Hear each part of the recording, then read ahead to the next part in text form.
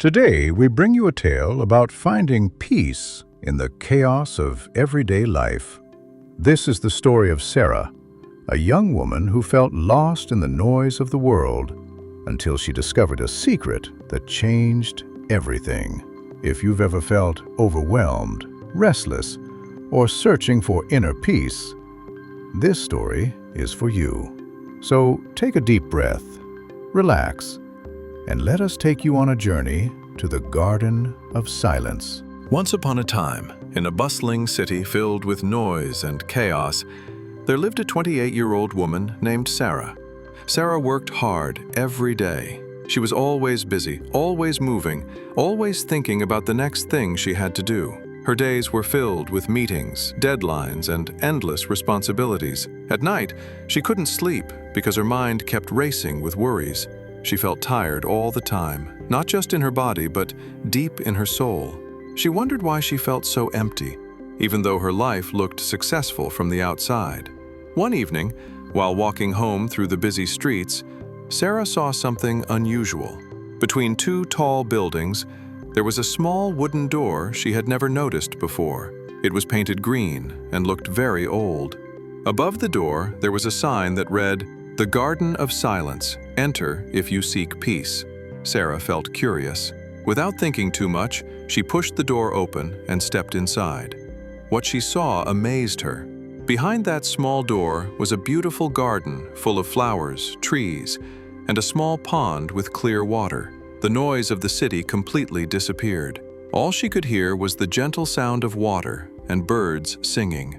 In the middle of the garden, sitting on a simple wooden bench, was an elderly woman with silver hair. The woman looked up and smiled warmly. "Welcome, child. I've been expecting someone like you." Sarah walked closer and asked, "How did you know I would come? And how is this place so quiet when we're in the middle of the city?" The old woman laughed softly. "This garden has always been here, but people only find it when they're truly ready to listen." Sarah sat down beside her. "I don't understand." "Listen to what?" The woman pointed to the pond. "Come with me. I want to show you something." They walked to the edge of the water. The surface was perfectly still and clear, like a mirror. The old woman said, "Look into the water. What do you see?" Sarah looked down and saw her own reflection staring back at her. But she also saw something else. The water showed not just her face, but also all the thoughts swirling in her mind. Worries about work, fears about the future, regrets from the past. They all appeared like ripples disturbing the surface of the water. "This is your mind," the old woman said gently.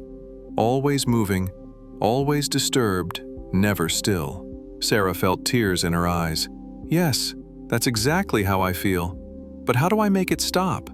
The woman smiled and picked up a small stone. "Watch carefully." She threw the stone into the pond. It created big ripples that spread across the entire surface. For a moment, the water became even more disturbed. But then, slowly, the ripples began to fade. They grew smaller and smaller until finally, the water became perfectly still again.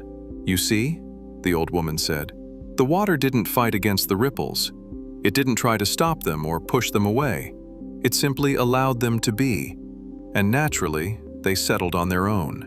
Sarah watched as the water returned to its mirror-like calm. "So you're saying I should just let my thoughts be?" "Exactly," the woman replied.